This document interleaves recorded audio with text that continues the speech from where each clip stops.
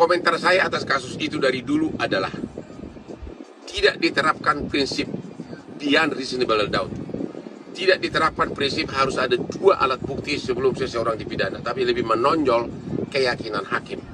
Kasus kematian Mirna Salihin 7 tahun silam tepatnya pada tahun 2016, kembali menjadi perbincangan hangat di media sosial. Pasalnya pada film dokumenter yang berjudul Ice Cold Murder, Coffee and Jessica Wongso, yang tayang di Netflix, tiba-tiba menjadi viral di media sosial. Film tersebut banyak yang mulai menyerap status Jessica Kumala Wongso sebagai tersangka dalam kasus pembunuhan Mirna. Film tentang kasus hukum yang menimpa Jessica Kumala Wongso tersebut marak menjadi perbincangan, hingga membuat pengacara ternama di Indonesia, Hotman Paris, ikut memberikan tanggapannya atas kasus yang terjadi pada tahun 2016 silam tersebut.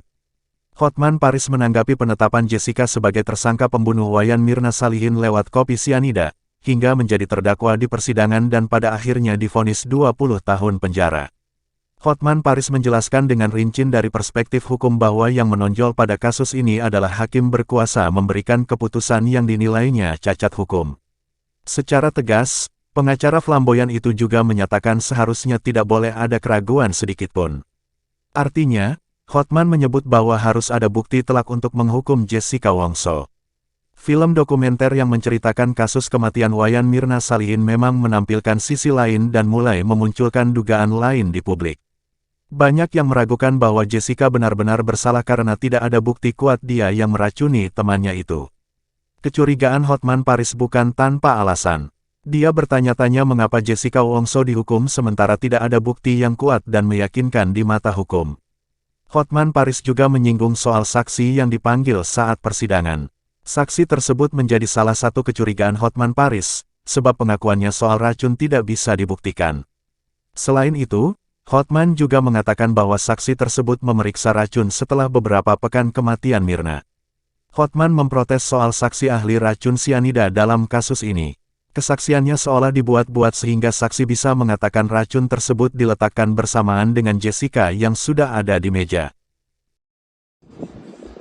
Komentar saya atas kasus itu dari dulu adalah tidak diterapkan prinsip beyond reasonable doubt. Tidak diterapkan prinsip harus ada 2 alat bukti sebelum seseorang dipidana, tapi lebih menonjol keyakinan hakim. Di Eropa dan juga di Amerika, seseorang tidak bisa divonis hukuman berat seperti ini kalau buktinya masih ragu-ragu, kalau buktinya reasonable doubt. Harus absolutely beyond reasonable doubt. Artinya, tidak boleh ada keraguan sedikit pun. Artinya harus ada bukti telak. Dalam kasus Jessica, bukti itu tidak ada telak. Saya tidak tahu ini apakah kesalahan siapa ini. Apakah tim pengacara atau tidak, saya nggak tahu. Tapi yang jelas, pada waktu ada saksi ahli didatangkan di persidangan yang memberatkan Jessica, saksi ahli tentang racun tersebut berani mengatakan bahwa racun tersebut diletakkan tanggal sekian, jam sekian. Padahal dia diperiksa sebagai saksi. Dia memeriksa racun tersebut sudah hampir beberapa minggu setelah kematian almarhum. Jadi bagaimana mungkin dia bisa tahu jam berapa diletakkan itu racun? Hanya Tuhan yang tahu apakah ada racun dan apakah diletakkan jam berapa. Tapi memang kesaksiannya itu dibuat sedemikian rupa agar dia mengatakan jam sekian racun tersebut diletakkan, karena memang jam segitu bersamaan Jessica sudah ada di meja.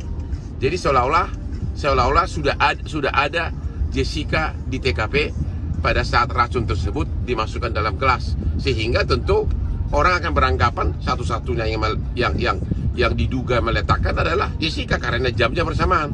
Itu saya protes keras itu, karena tidak mungkin ahli bisa mengetahui jam berapa racun tersebut dimasukkan kalau dia hanya sebagai ahli.